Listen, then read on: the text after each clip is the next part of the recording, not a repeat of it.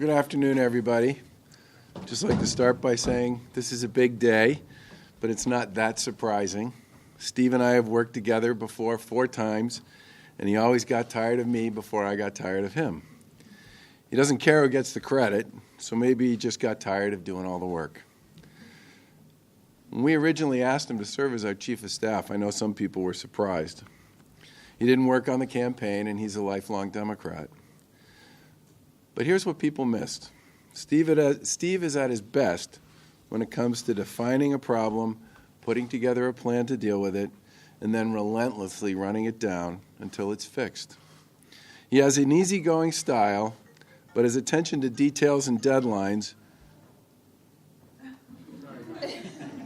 is hard to appreciate unless you've experienced it firsthand. Our cabinet secretaries think Steve's last name is a verb. Getting Kadished means Steve digging into a problem you have, helping you define it, working with you to put a plan in place to fix it, and then successfully implementing that plan. His influence cut across every part of state government, and his time has been spent on some of our most important issues. The Health Connector, the Department of Children and Families, wait times at the registry, the winner of 2015 and the MBTA, bringing high-speed internet to Western Massachusetts, and the successful courtship of GE, to name just a few. But if you were to ask most people to describe Steve in one sentence, they wouldn't focus on his hard-charging commitment to excellence or his relentless focus on details. Most people would say something like, Steve's a really nice guy. Yeah, he is a really nice guy. And he expects those who work with and for him to be nice too. He expects people to listen more than they talk and to learn along the way. And he expects them to collaborate. Because in the end, he wants them to do what he does, which is to focus on the work and the people who benefit when we get it right. But don't be fooled by that personal warmth and kindness. Underneath that velvet wrap is a ball-peen hammer, one he will bang away with for as long as it takes to get something done. I see a lot of people over there grinning. I get grief from my team for occasionally reading the online comments underneath stories about our administration. Some of them make me wince, some of them make me laugh, and some teach me something I didn't know before. But the one I saw underneath the story,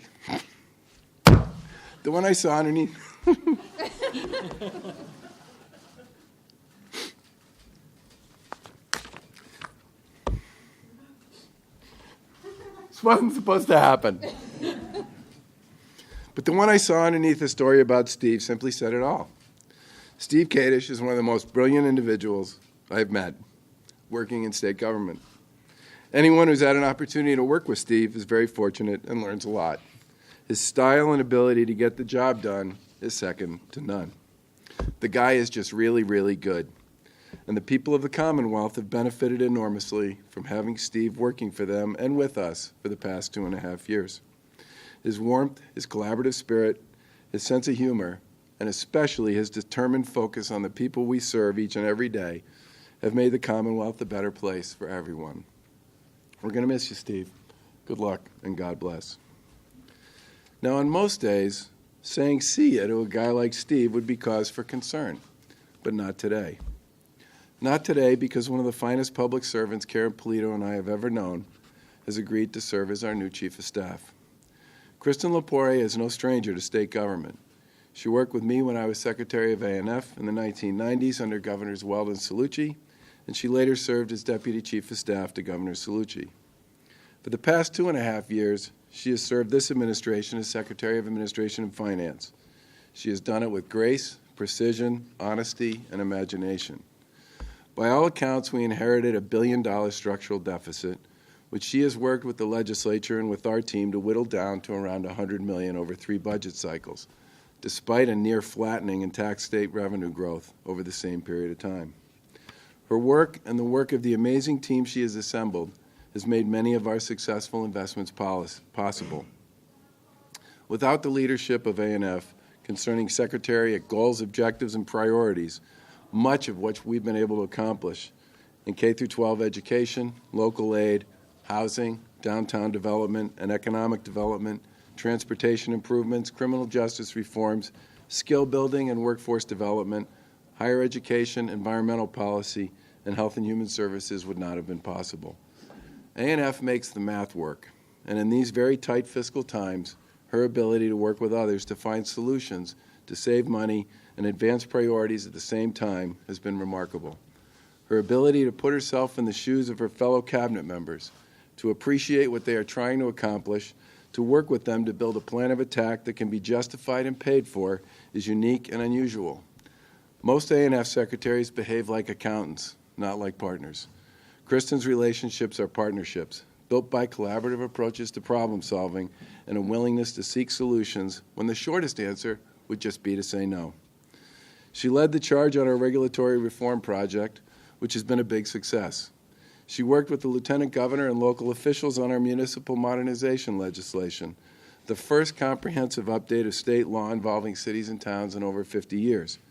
And she led the work that built our very successful Community Compact program, which currently serves almost 300 cities and towns, working on over 650 best practices. She will thrive in this new role, and the Lieutenant Governor and I are thrilled that she's willing to take it on. Now, as Kristen moves from the big office down the hall at A&F to the cozy spot in between the Lieutenant Governor and me, Department of Revenue Commissioner Mike Heffernan will move into Kristen's chair as Secretary of Administration and Finance. Before he ran for treasurer in 2014, Mike had a long and very successful career in the private sector. He's an accomplished leader and manager, a terrific numbers guy, and a great colleague.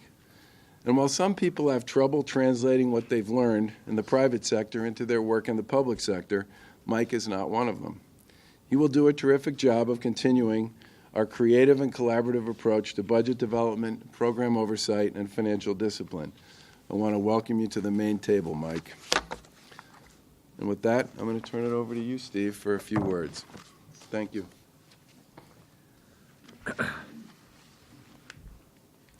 Thank you, Governor.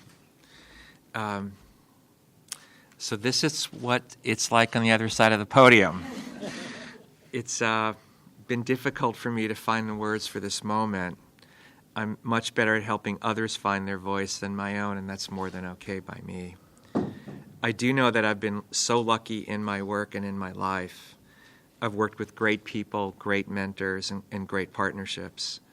I'm blessed by a loving family and my wife, who has been more than understanding and supportive of my public service and what it means. After the gubernatorial election of 1990, I met this man, Charlie Baker, who was to be Undersecretary of Health and Human Services. I was working at an entity called DCPO, which is the predecessor to what is now DCAM.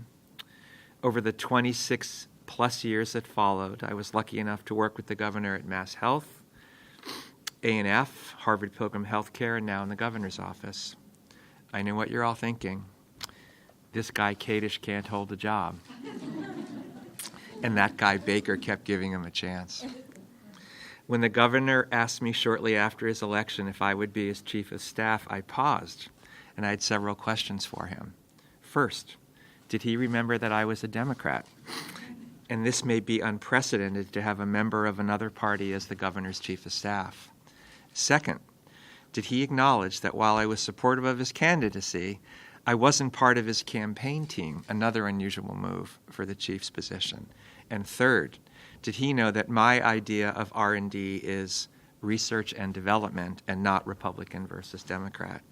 In short, he said yes to all three questions, and he had one question for me. Steve, where can I put my whiteboard? The governor's office is just too formal, so here we are. What a true honor and deep privilege it has been to serve this governor, lieutenant governor, the Commonwealth, in this special capacity. This thing called public service is a very sober responsibility. I'm continually humbled and grateful to work with Governor Baker, who takes this responsibility so seriously with an indefatigable work ethic, intelligence, and balance in service to our communities and especially to those who have less.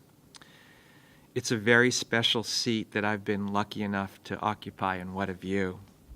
It's been thrilling to see the governor, lieutenant governor, and our great cabinet and their teams and the legislature to work together on long-standing issues of concern and fairness. So here, from my view, is my baker's dozen. 1. Discussed for decades the closing of Framingham Women's Prison to women for non-criminal behavioral health issues, and now providing appropriate care at Taunton State Hospital is a reality. 2. The Earned Income Tax Credit, increasing this credit targeted to help those with lower incomes. 3. The education budget, funding the education budget to the highest levels ever, an increase of $118 million this year, historic child care rate increases, and with this budget, a dramatic increase in the school's foundation funding. 4. Opioids, groundbreaking legislation and national leadership. 5. Organizational transformation at the registry, the Health Connector, DCF, and deep programmatic transformation at Mass Health. 6. Homelessness, from over 1,500 beds in hotels and motels to less than 50. 7. Our Workforce Skills Cabinet, the Secretaries of Housing Economic Development, Labor and Workforce Development, and Education, and their staff tackling cross-agency issues and developing new targeted programs. This is a great example of the type of teamwork and coordination that typifies the Baker-Polito administration. 8. Energy legislation. The successful enactment of this so-called combo platter was a tribute to all the parties really listening and working together for a better outcome. 9. Jobs across Massachusetts. We're all obviously proud of GE's decision to move here, and this is happening all across the state, including a most recent example of 1,000 new jobs at Siemens in Walpole. 10. Executive orders on regulation review, climate change, Council on Aging, Latino Commission, Black Commission, the Governor's Office of Access and Opportunity, and the Community Compact. Each has and will have a profound impact. SJC, what a thoughtful process resulting in wonderful choices for our Commonwealth's most important legacy positions. And 12, Bridgewater State Hospital, reversing decades of inadequate mental health services to those most in need at Bridgewater. While still early on, the improvement in care is outstanding. If it's a baker's dozen, then it's 12 plus 1. My plus 1, the transformation at the T. Hats off to the leadership of the legislature to establish the Physical Management Control Board and the tools for real change. While a mountain of progress has already been made and we're seeing steady improvements, we all know that there are tough decisions still to make and years, not months, of hard work ahead. I only have one word to remind us all why this is so necessary. Governor, I apologize in advance that it's a 4-letter word. Snow. Overall, good work done and good work to do. I'm leaving this role now in the superbly capable hands of Kristen Lepore. We've been great partners and collaborated on dozens of key issues. I know that Secretary Lepore's experience, wisdom, balance will support the governor and lieutenant governor and the cabinet in their service to the Commonwealth. As for me, the R word I'm using is not retirement, but rest. At 60, I believe I'm the oldest person to hold this job. The ball-peen hammer is like way inside here somewhere. I took this position with the focus on getting the governor, lieutenant governor, the office, the cabinet, and their teams off to a strong start, and then pass the baton. Duty done. Now I'm looking forward to spending time with my wife, my family, and friends, especially with a glass of wine or beer. I've so appreciated working with everyone in the governor's office. It's a wonderful team, and team is the key operative word. I can't believe I've had a chance to be a participant on the dream team of all cabinets. I'm so grateful for the opportunity to work with the lieutenant governor. I wish she was here, and be an upfront witness to her passion and energy. But most of all, I want to thank Governor Baker. 4th time working together. Maybe we'll get it right sometime. Though you're being the most popular governor in the U.S. and Massachusetts ranked number 1 by U.S. News and World Report is not a bad place to be. Thank you for this opportunity. You're an inspired leader, intelligent, compassionate, practical, responsible, with a vision of how to make things work better across Massachusetts, and no one works harder than you. You make us all believe again in what this thing called public service can mean. I'm deeply grateful for this opportunity, and I won't look at you again. While I pass this baton, please know that as a friend and a colleague, I will always remain at your service. Thank you. Kristen.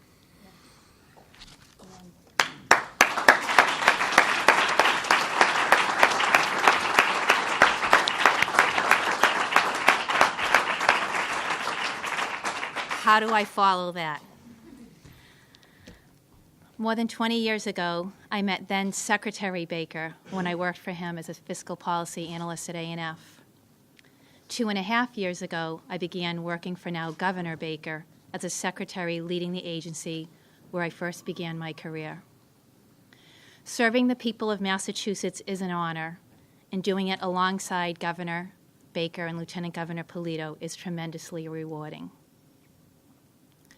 While I have only known Steve for 2.5 years, I feel like I have known him my entire life.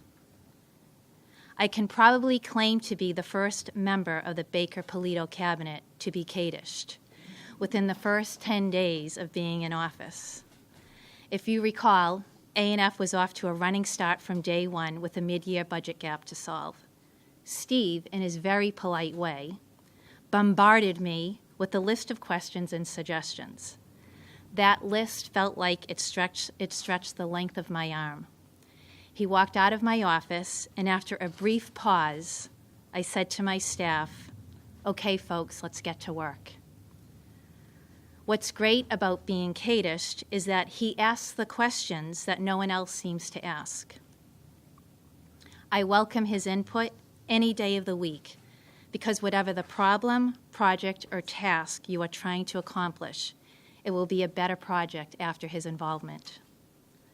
I've learned a lot from working with Steve and will miss his daily presence, but I will always value his friendship and professional advice. I am so incredibly honored to be following in his footsteps. I want to thank my colleagues at the Executive Office for Administration and Finance for their hard work and dedication. They have become my family.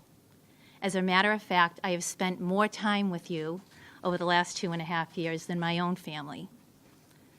I am grateful for the chance to once again move down the hall to serve Governor Baker and Lieutenant Governor Polito in my new role. As I have always said, good policy drives a good budget. It's not the other way around. This motto has led to many important policy and budget decisions that will have a lasting impact on many people's lives. As I transition into my new role, I know I will leave the budget in good hands.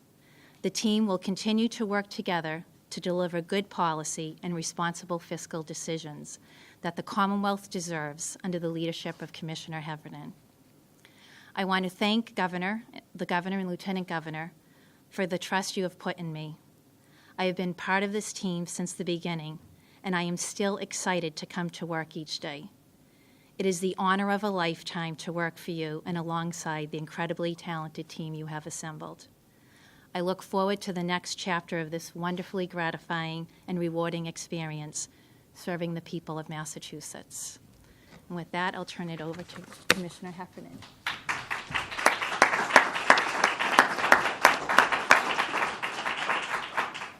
First, I want to thank Governor Baker and Lieutenant Governor Polito for the opportunity to serve as the Commonwealth's Commissioner of Revenue, and now I'm humbled to be the incoming Secretary of Administration and Finance.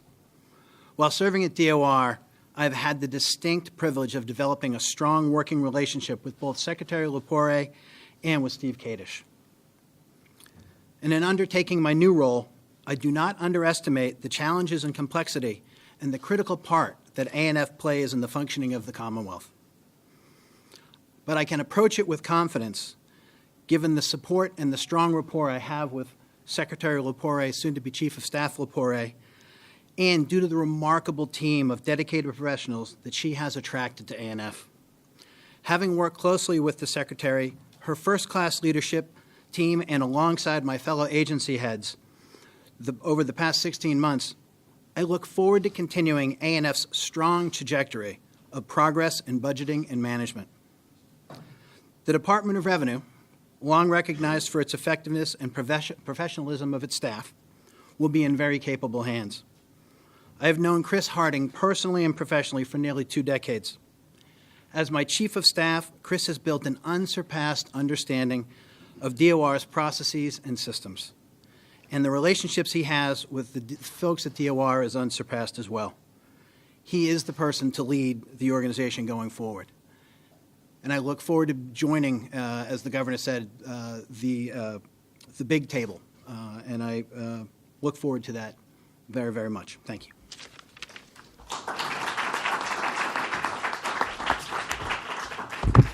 Questions? So, Governor, you had a pretty good poll result this morning showing you with 71% job approval. I don't recall any precedent for that during the term of a statewide politician here. Can you drop the modesty for a minute and explain why 7 out of 10 Massachusetts voters like you so much? My wife would call that a C, by the way.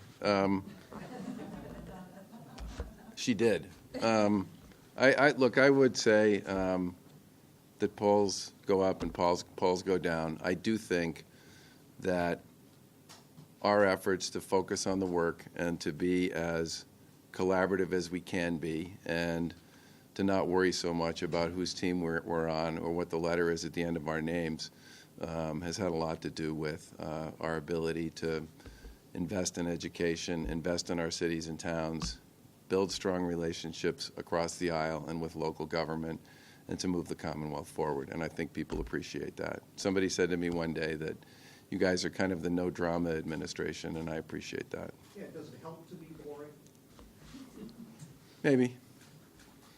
Governor, a healthcare question. Now that the Republican replacement plan apparently is going to happen, it doesn't seem that the Republicans have the votes for repeal. And as a healthcare expert yourself, where is the country right now? Is this a victory for a governor such as yourself?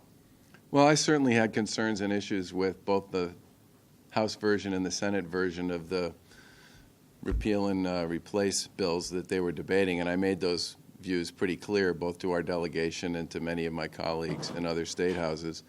My hope, and this is something I've been saying for a while, and so have a number of other governors, is that Republicans and Democrats in Washington can work on the pieces of the Affordable Care Act that everybody believes need work. And the biggest thing that needs work right now is the exchange model that's supposed to serve the small group and the individual marketplace and some of the folks who work but don't qualify for mass health or Medicaid coverage in other states. And there are a lot of people over the course of the past couple of years in Washington, Republicans and Democrats, elected officials, appointed officials, researchers and analysts, who have all spoken about the concerns they have with doing nothing. And I would hope at this point Republicans and Democrats can find a way to work together on this one because for a lot of people, there are problems to be solved and issues to be fixed, and it's important that they get focused on that. Do you see this as just going back to Obamacare now, do you think that is what we'll be doing now for the indefinite future? I don't have a crystal ball with respect to Washington. There are definitely pieces of the Affordable Care Act that everybody believes needs to be fixed, and I would like to see people focus on those. Governors have written a lot of letters talking about that, including me. People have had private and public conversations with colleagues in Washington about this, including me. And I would like to go back to the first letter I wrote to Majority Leader McCarthy, which at this point was probably in December or January.